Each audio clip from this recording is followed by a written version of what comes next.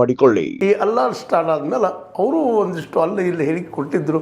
ಅದರಲ್ಲೂ ಈ ಚಂಪತ್ ರಾಯ್ ಬನ್ಸಾಲ್ರ ಸಲುವಾಗಿ ಅಂತ ಅವರಲ್ಲೂ ಅದು ಅಸಮಾಧಾನ ಇತ್ತು. ಯಾಕಂದ್ರೆ 4 ಸಲ MP ಆದಂಥವ್ರು, ಅದರಲ್ಲೂ BJPಯ ಕಟ್ಟಾಳುಗಳು ಅವರನ್ನು ಇವತ್ತು ಮೋದಿಯವ್ರು ಕೇಳ್ತಾ ಇದ್ದಾರೆ ಅಂದರೆ ಅವ್ರಿಗೂ ಮನದಲ್ಲಿ ಎಲ್ಲೂ ಕಾಡ್ತಾ ಇದೆ ಅಂತ. ಒಂದಲ್ಲ ಎರಡಲ್ಲ ಹಲವು ಸಮಸ್ಯೆಗಳು, ಆರ್ಥಿಕವಾದ ಸಮಸ್ಯೆ, ಜನಜೀವಿಗಳ ಸಮಸ್ಯೆ, CJP ಪಕ್ಷ ಹುಟ್ಟಿದ್ದು, ಕಾಕ್ರೋಚ್ ಜನತಾ ಪಾರ್ಟಿ ಪಕ್ಷ ಹುಟ್ಟುಕೊಂಡಿದ್ದು, ವಾಂಗ್ಚುಕ್ ಉಪವಾಸ ಸತ್ಯಾಗ್ರಹ ಶುರು ಮಾಡಿದ್ದು, ಅದರ ಜೊತೆಗೆ ಇದೊಂದು ರಾಮನ ಮಂದಿರದೊಂದು ದೊಡ್ಡ ಹಗರಣ ಶುರು ಆಗಿಬಿಟ್ಟದ.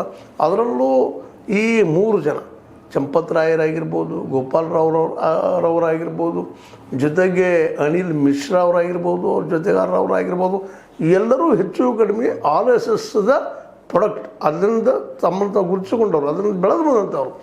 ಅದೇ ಕಾಲಕ್ಕೆ ವಿಶ್ವ ಹಿಂದೂ ಪರಿಷತ್ತದ ಅಲೋಕ್ ಕುಮಾರ್ ಅವರಾಗಿರ್ಬೋದು, ಎಲ್ಲರೂ ಇವತ್ತು ಅದು ಮುಚ್ಚಿ ಹಾಕೋದು ಹೇಗಪ್ಪ ಈ 3 ಜನರಿಗೆ ಹಗರಣ ಅಂತೇಳಿ.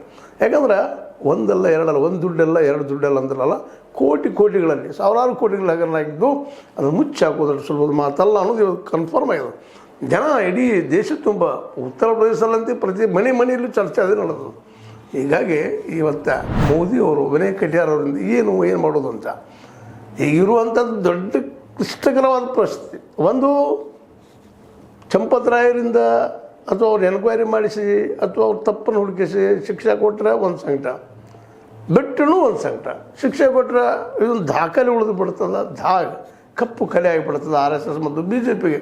ಹೌದು ಬಾ, ದೇಶಭಕ್ತರು ನಾವು, ರಾಮ ಭಕ್ತರು ನಾವು ಸನಾತನಿಗಳು, ಇನ್ನೂ ಏನೇನೋ ಹೇಳ್ಕೊಂಡು ಇಲ್ಲಿವರೆಗೆ ಹಿಂದುತ್ವದ ನೆಲೆಗಟ್ಟಿನಲ್ಲಿ ದೇಶದಲ್ಲೇ ಏನಪ್ಪ ಅಂತಂದ್ರೆ ಅಧಿಕಾರವನ್ನು ಹಿಡ್ಕೊಂಡು ಬಂದಂಥವ್ರು ಇವತ್ತು ಆ ಮೂಲ ಏನು ನಂಬಿಕೆ ಇತ್ತು ಆ ನಂಬಿಕೆಗಿನ ಇವತ್ತು ಕೊಡಲಿ ಏಟು ಬಿದ್ದಂಥ ಪರಿಸ್ಥಿತಿ ಬಂದುಬಿಟ್ಟದ.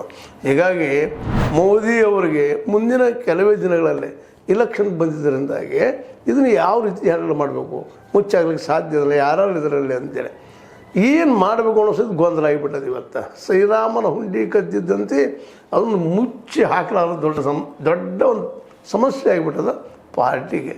ಹೀಗಾಗಿ ಇದೇನು ಆಗ್ಬೋದು, ಎಂತ ಆಗ್ಬೋದು ಅನ್ನೋದು ಅವ್ರಿಗೂ ಗೊತ್ತಿಲ್ಲ. ಅವ್ರನ್ನ ಶಿಕ್ಷಿಸಿದ್ರೆ ಏನಾಗ್ತದೆ, ಶಿಕ್ಷೆ ಮಾಡಿಸದಿದ್ರೆ ಏನಾಗ್ತದೆ, ಎರಡೂ ಅಷ್ಟೇ ಕಷ್ಟದ.